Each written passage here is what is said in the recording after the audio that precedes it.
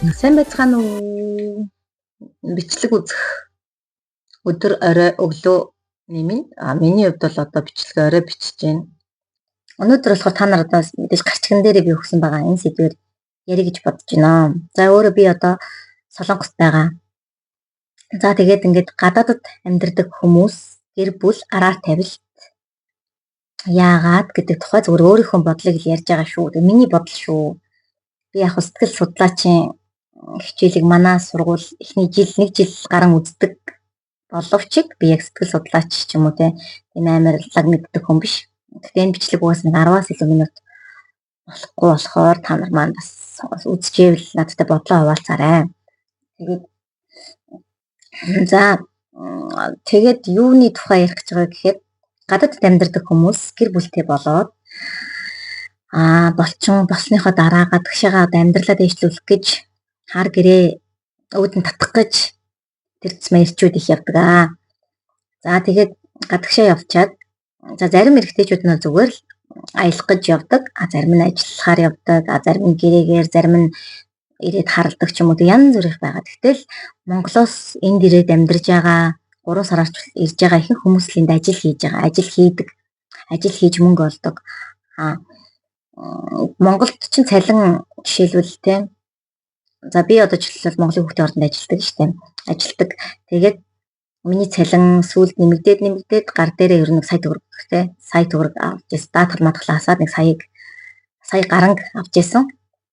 Гэхэд бол энд бага цалинтай одоо байртай хоолтой одоо миний энэ ажил байгаа ч одоо манай ажлаас мань өгж байгаа байр шүү дээ. Тэгээд ингээд байртай хоолтой тэгээд цалин жоохон бага байлаа гэхэд за үржүүлээ бодохоор ямар ч байсан 5 сая төгрөг юм уу да авдаг. Тэгэхээр мэдээж Монголын цалинтай харьцуулахад те Монголын хагас сарын цалин хагас жилийн цалин 1 сард авж гинэ гэдэг чинь бас боломжийн. Тэгээд за жоохон яриа маань ингээд илүү юм руу ороод байна.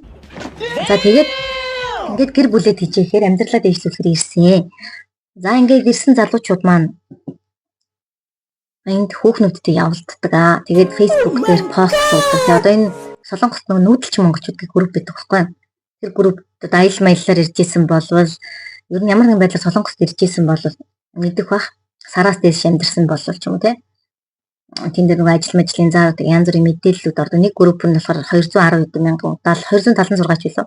Нэг нь болохоор 70 хэдэн мянга ч билүү. Нэг юм ямар ч хоёр том групп байдаг. За тэгээд тэр группүүд дээр жинхэнэ постл штэ. Тэгээд тэр постлохдоо эхнэрүүд нь дандаа ингээд эхнэрүүд нь ч юм уу эмэгтэйчүүд дандаа хүүхнүүдийн зургийг оруулаад энэ дид гэдэг хараалууд хэлээд энэ өстой энийг манай нөхөртэй явуулсан бузар буллаа гэж тэгдэг. Дандаа тийм зарууд гэжтэй тийм постууд зөндөө байдаг. Тэгэнгүү саяхан бас 2-3 хоногийн өмнө нэг пост харсан чинь нэг араараа тавиулсан эмэгтэй дүүн бүр нөгөө өстой нөхөртэй нь юутай нэрхтээтэй юутай постлсон гоо бичлэгтэй.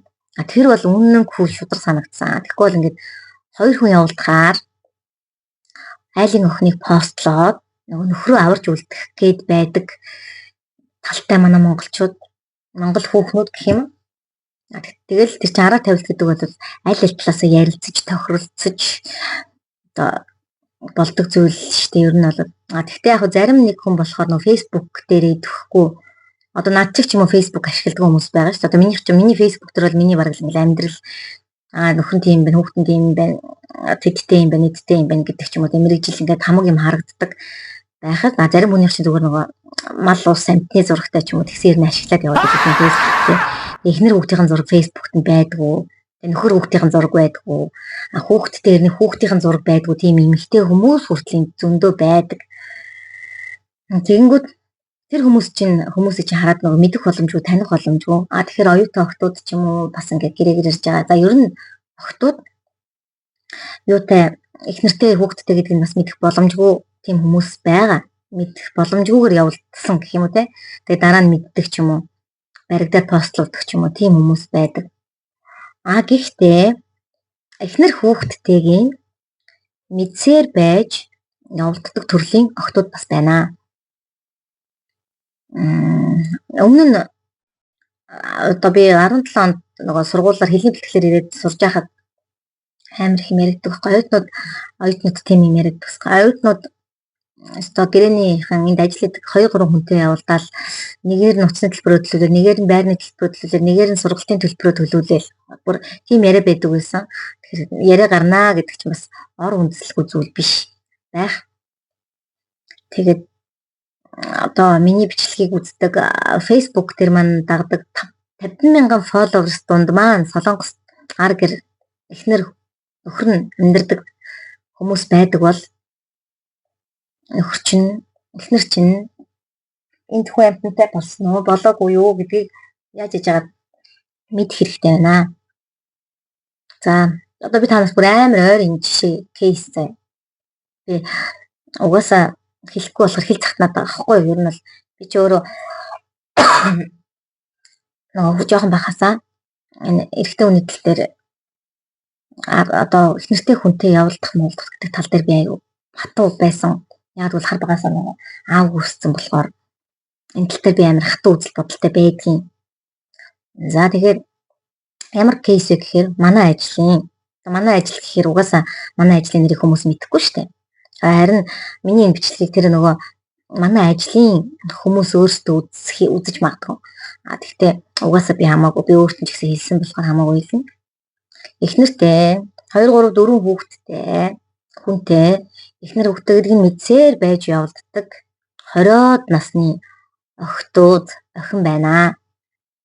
За би ч одоо өөрөө хүүхдтэй хүн учраас гэр бүлтэй хүн учраас мэдөө ингэж болохгүй гэдэг одоо бүр ажиллаар нэг ярьдаг заяа бүр ингээд бид нарыг намайг ирэхээс би чинь 2 сарын 28 гээд 3 сарын 1-ээс ажилдаа орсон гэхэд 3 сарын 1-ээс өмнө энэ ажлынх нь угаас мэддэг байсан юм билээ.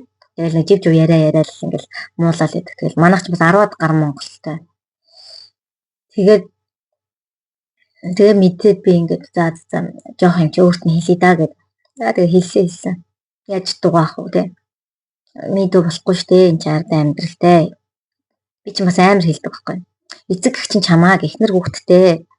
Эхнэр ганц хүүхд биш. Эхнэр нэлээд олон хүүхдтэй хүний зугаа болох гэж энэ улс руу явуулаагүй хаа. Төрүүлээгүй хаа. Мэдөө одоо итгэн болоо. Үүлийн үр гэж байдаг юм шүү дээ хөө. Гэт би ч амар хэлсэн л дээ. Хараагаагүй ч гэсэн ерөнхийд нь тэгээ хэлсэн чинь би шууд чадна гэж хэлж чадахгүй би чадахгүй гэдэг. Би салж чадахгүй. Oh my god. Тэгээд одоо тэгээд хайр дурлал юм байлгүй. Эсвэл тэгээ нөгөө 20 дугаар суугийн юм байдаг байлгүй гэж тэр охиныг нөгөө 20-д настай болохоор жоохон болохоор ингээд хөрхий өөрийгөө захирч чадахгүй, толгоогоо захирч чадахгүй, бөксөө захирч чадахгүй те байлаа гэж бодоход тэр 3-4 хүүхэдтэй миний үеийн залуу та юу боддог вэ? Ажлаар нэг ярьдаг заяа. Тэгээд бүр хамт хонж унждаг. Эрэгтэйгийнхаа гэрт очиж баг амьдэрдэг. Хамт байдаг эрэгтэй нүртэл хэлж байгаа юм. Хондог штэ ч юм тий.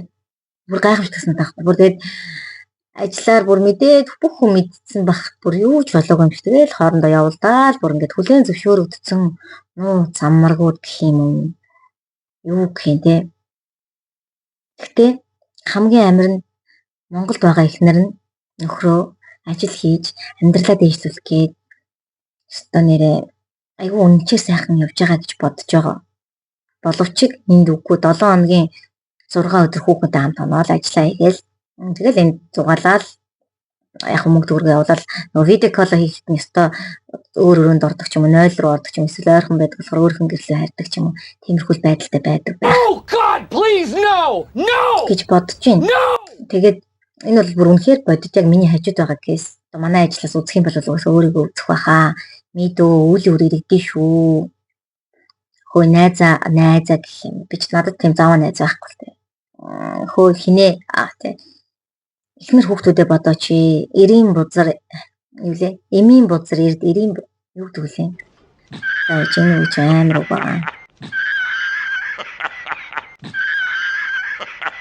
Тийм.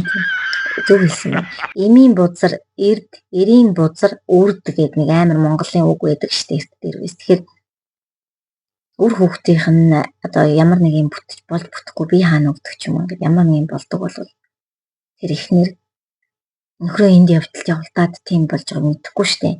монголчууд бол эртээр үеэс юм би өөрөө шашинтай хүн биш л тийм. Гэхдээ иймэрхүү юмд итгэдэг байхгүй. Үүлийн үр карманд бол амар итгэдэг. Тэгээд яг миний бичлэгийг үзэж байгаа хүмүүс байвал үүлийн үр гэдэг бол иргэдэг юм аа. Чи аава нэхэд ойлгох тэр хүүхдүүдийн нулимс гэдэг бол тэ хизээ чиний амьдралыг тэгж тардан байлгахгүй. Миний бодорой гэж хүлэг байд юм аа. Би бичлэгийн төгсгөл бас оруулж магадгүй шүү.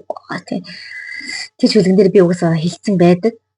Тэгээд их нэртэй хүнд битгий дурлж билүү. Би ч бас нөгөө Facebook дээр рeel хийгээд шүлгэнүүд YouTube дээр ч гэсэн уншдаг болохоор тэр хоёр шүлгэн дээр угаасаа маш тодор ойлгомжтойгоор хэлсэн байдаг. Тэгэл ингээл эргэн тойрных нь хэлдэггүй ингээд санаа зовоол ингээд. Тэгээ би хэлсэн надтай хамт байдаг хүмүүс ч гэсэн ерөнхийдөө ингээд дурдсан. Тэгээ хүний амьдралд орцгоор хүүсний нөхөр ордог гэдэг амар үг яваад байгаа шүү дээ. Тэгээд ерөнхийдөө нэг хэлсэн. Одоо тэгээд дахиж угаасаа хэлэхгүй. Тэгээд бичлэгийг үзэж байгаа хүүхдүүд маань 20-од ишивтэйгээд солонгослоо ишивтэйг 20-од насныхан маань хүний нөхрөөр бити оролдооч хэдэн төгрөгийн төлбөр мөлбөр ч юм ямар нэгэн ашигын төлөө эсвэл нэг гормон гэх юм уу тэг гормоны төлөө үнэхээр хайр сэтгэл хүсдэг бол хизээч хүүхдүүдтэй хүнтэй явуулдаггүй шүү дээ мэдсээр байж тий энд чинь дандаа гэрээний хүмүүс байгаа хгүй хамгийн ихэнх нь тэгээ би нэг бүр сайн мэднэ бүтэн жил гараа явуулдсан байгаа даахгүй амар эхнэр нь хөрхи тэнд юу бодож байдаг бол бүр өрөвдмөр маш аимшигтай тийм кейс байна да. Тэгээд Монголын одоо зөвхөн Монголд ч биш л дээ ер нь дэлхийд дээр одоо Европт байдаг, Америкт байдаг, одоо гадаадд байдаг хүмүүс байгаа, Монголд байдаг. Бас нөхөр нь энд ажиллаад байдаг гэсэн чинь эндээс тэгэл их нэртэй итгэл хамаг юм явуулаад мөнгө явуулаад байр аваад гэсэн чинь очсон чинь хамаг юм нэр дээр шилжүүлж авснаа.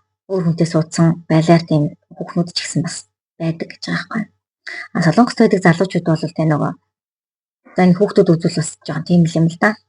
Үнэхээр тийм нөгөө одоо за хайр сэтгэл ихнэр нь хол байгаа гэж бодоход үнэхээр бие физиологийн асуудал тэ нөгөө гормоны асуудал үнэхээр байгаад байдаг юм болвол энэ солонгост ч нөгөө ягааны гудамжийг нэг сайхан юм байгаа шүү дээ. Пинки ягаан гэд ороод шинжилгээтэй юутай тэ нэг бүх шинжилгээнд нь оруулсан бүр тийм гудамжнаас ороод хүүхэн одоо тэр хүүхнийг мөнгөөр нь авдаг ч юм уу те. Тэгээд одоо муухай юм л да. Гэхдээ эхнэрээ хуурж бүр хайр сэтгэлийн харилцааг үүсгэж тэгж заваарч ирснээс болбол хамаагүй дээр гэж би бодож байна. Тэгээд цааш хүний нутагт амьдарч байгаа хүүхдүүдээ охтуудаа ер нь хөвчлэн охтуудаа эцэг эхүүд нь ямар хүнтэй нөхрөж ин ямар хүнтэй амьдраад энэ яагаад нэгээд ингэдэг нь сайн харж хандж яахгүй болвол охтууд чинь ирээд хөөхий сайхан гэрэл гэгээтэй байх амьдралаа ингээд нөхөр хүүхдтэй хүнтэй ингэж явуулдаж нууц хамраг юугүй нууц хамраг болоод нуудаж тэгэл нөгөөх нь нэртэйгээ ингээл гэрлүүгөө бас ирж очиж л байгаа шүү дээ визтэй хүмүүс юм чинь ирж очихт нь энд хүлээж мүлээгээл ингээл ганцраад ганахраа сэтгэлээр унаал ингээл хүлээж идэг тийм муухай амьдралдаа хар толг битгий үсгээсэ гэж бодоод ингээд хийж байгаа шүү. Бас дэндүү залуучууд хүүхнүүд бол олон байгаа шүү. Тэгээд одоо тэр нөгөө хүмүүс гэж ярьсан нэг сайхан залуу байсан болж яах вэ? Сайхан муухай нь хамаагүй. Гэхдээ угаасаа сайхан биш. Манай ажлын тэр залуу гэдэг. Тэгээд бодолтой бай, болгоомжтой бай. Үнэн нэг л өдөр илчлэгддэг. Эзэн нэгэн цагт баригддаг. Тэгэхээр ингэж балиартгаа бойл гэж хэлмээр байна. Энийг би их хүний хувьд өөрт нь хэлж үзсэн. Одоо болохоор би хүүхдтэй хүний хувьд, нөхөртэй хүний хувьар хүмүүст анхааруулганд хэлж байгаа шүү. Тэгээд олон гэр бүлүүд бүтэн элэг бүтэн байгаасай. Хэдий амьдралаа дээшлүүлэх гэж явж байгаа ингээд бүр амьдралаа боснорчвол ямар хэрэг байх вэ? Одоо би чинь жишээлбэл одоо манай хүүгээ ингээл орхиол 2 гарантай хүүгээ ингээл орхиол ирчээ сая хүүгээс нь бол 2 сар гарan болоод Монгол явчаал 7 он ч ирсэн тий. Яагаад ирсэн бэ гэхээр манай нөхөр энд байгаа, бид хоёр энд байгаа учраас ингээд хамт байгаа учраас ингээд болоод байгаа. Гоё байгаа. Тэгэхдээ хүүгээ одоо удахгүй ас авна гэж бодож байгаа. Ингээ гэр бүл ер нь бүтэн л байвал гоё үстэй салж малчвал тийм ээ шүү дээ. Тэгэхээр тийм биш хүүхдүүдээ хараад хөрх амтналах битээ ч юм уу 2 3 хүүхэдтэй 3 4 хүүхэдтэй зөндөө л байгаа. 1 2 хүүхэдтэй 1 хүүхэдтэй ч юм уу. Гэт эхнэрүүд нь итгээд явуулж яхад энд ирээд битгий гэр бүлээ хүүхдийнхаа заяад битгий бузарлаач залуучуудаа бузарлаач гэж би ял хэлнэ. Тэгээд энэ бол хормон бузар шүү тий. Жохон шашинлаг бөөлөг юм болчиход байна. Гэхдээ угаасаа би нөгөө ертөнц гэдэг нэг подкаст байгаа. Тэрийг бас сонсоод тэндээс бас нэг иймэрхүү юм сонссон учраас бас давхар хэлээд байгаамаа. Тэгээд энэ бичлэгэн дээр нэг иймэрхүү юм ярьлаа. Жохон нуршсан бол уучлаарай гэж бол хэлэхгүй, үзэхгүй байж болно, сонсохгүй ч байж болно. Тэгээд надтай адилхан үзэл бодолтой хүмүүс байвал хэлээрээ, бичээрээ. Эний дараагийн бичлэг нь болохоор хүүхдийн хүчирхийллийн талаар одоо бид нар жишээлбэл хүүхэд байхдаа ямар хүчирхийллүүдээр хүчирхийлэхээр заавал нөгөө амар бэлгийн хүчирхийл биш ямар янз бүрийн тийм дарамтанд хүртчихсэн тиймэрхүү кейсүүдээ бас ярина. Одоо бодоход том болсон чинь тиймэрхүү дарамтанд амар хүртчихсэн юм биелээ. Тэгэхээр тэр бичлэг тэр маань уулзцаая. Тэгээд гэр бүл болгон бүтэн байгаасай. Та хол явж мөнгө олох гэж явсан бол амьдралаа дээшлүүлэх гэж явсан болвол амьдралаа дээшлүүлээд хараарай. Монгол гэрээ байр болгох гэж яваад нэг өрөө байраа, хоёр өрөө байраа гоё хаус гоё гэр оронтой болол гоё бизнес хийх гэж явсан бол тэрийгэл тэр зорилгоо л биелүүл. Тэгэхгүй тэр сайхан бүтэн гэр бүлээ битгий нураагаач. Битгий амьдралынхаа энэ гоё цагаан дардан байх замд юм балиар өөсөв тэ оруулж амьдралынхаа зам үр хүүхдүүдийнхаа ирээдүг заваартуулаач л гэж хүсмээр байна да.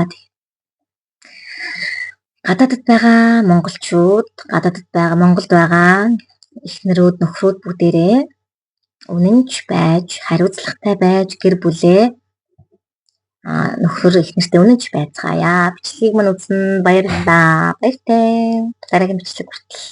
Бай. Бодоорой. Хүнийг хайрлах хайрыг хинч хорж чадахгүйж адилхан эмэгтэй нулимсан дээр аз жаргалыг битгий олоорой. Хүний нөхрөөр оролдоод яах вэ? Хүслээ дараад амьдралд нь үлдээ. Хүчтэй ухаантай амьдр бүсгүй минь хулгайлж авсан зүйл юм болохгүй. Хайрын сайхан амьдралыг боснуулж халуун ам бүлийг салгаад яах нүдэ? Хөөхөн үрсийнх нь ааваа нэгсэн хонгорхон бүсгүйн нөхрөө хүссэн.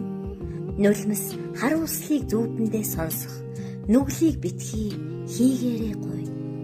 Үнэн нэг л өдөр чамайг мушгиж үйлэн үрийг чинь амсуулах болно. Эхнэртэй хүнд битгий дурал. Ингрээ хом өөрийгөө нөө адал явдал гэж битгий сониучрах. Амьдрал нураах гуниг зовлон шүү. Зуурдхан шүү дээ энэ амьдрал гэж зүрх сэтгэлэн битгий хуу. Жаргалын чинь үнц нь ямар байсныг зовх цагтаа л чи хожимдож ойлгоно. Хариуцлагатай нэгэн нь чамд дурлсан ч ханиал сонгоно чи шархлана. Хайртай гээд уйлан дуулсан ч хизээч ирэхгүй хүлээгч хэрэггүй. Хөнгөн нэгэн нь хүслээ дийлэхгүй хайртай гээд чамайг сонгосон ч хүний амьдрал булаасан гимчин хизээч чамаас салахгүй даа. Хуулийн ч өмнө бурхны ч өмнө хэрэгтэй шүү дээ чи хатуухан хэлэхэд.